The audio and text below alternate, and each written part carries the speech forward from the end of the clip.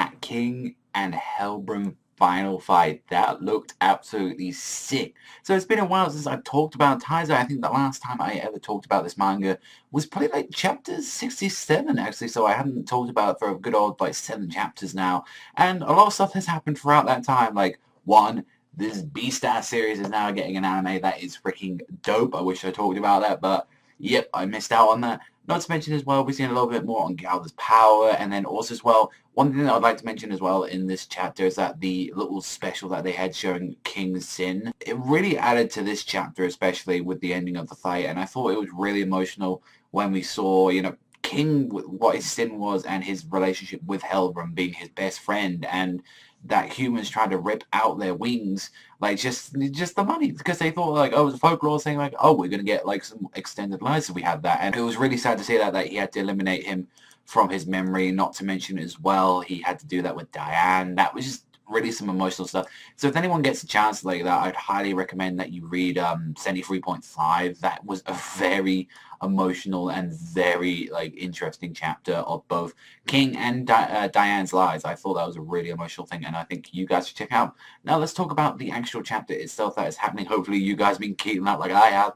That King using his 8th form of the Spirit Spear, known as the Pollen Garden, to actually protect Diane, because she got wasted in those last 2 chapters, and when she's like protecting there, Halza, Galva, like Jellicoe, like Yella, King is protecting all of them, and the reason is that he can pull out this power now is because of the tree. It has no sentiments for like Helbram's evil, and that's sort of like the reason he's got with it. And it was really sad to see like this fight, like they were going absolutely fucking in, but King's expression just did not change at all. It was just showing like the signs, like he was just so sad that this is like, it's come to this, that he's fighting his best friend now, just because like how much he hates these humans. He absolutely despises them, and he gets like all their power together, and it's like, I guess like the only reason that like Helbram was on that crazy like OD level freaking kind of stuff was because he did have Hendrickson right there, and Hendrickson is the most powerful character we know so far in the series.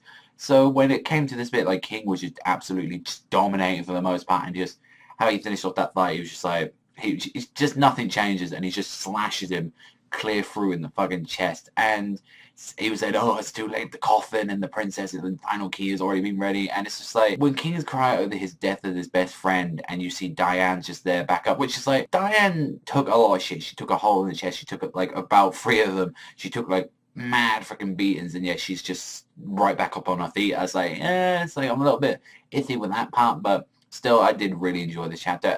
One thing I want to be known, though, since now we've got, like, the whole stuff going down with, like, Helbram.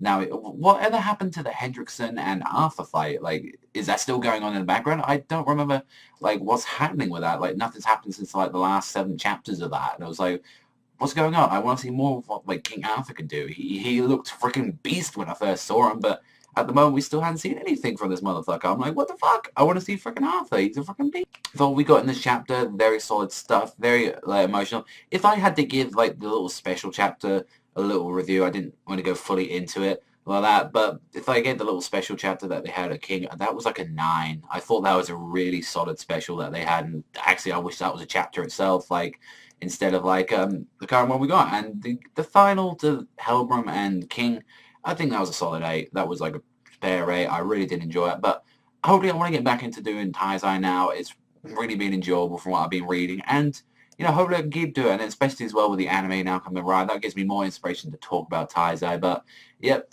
Taizai is some freaking dope shit. Hope you guys check it out if you haven't seen it before. But that's all for me. I want to thank you so much for watching. As always, remember, I'll see you guys next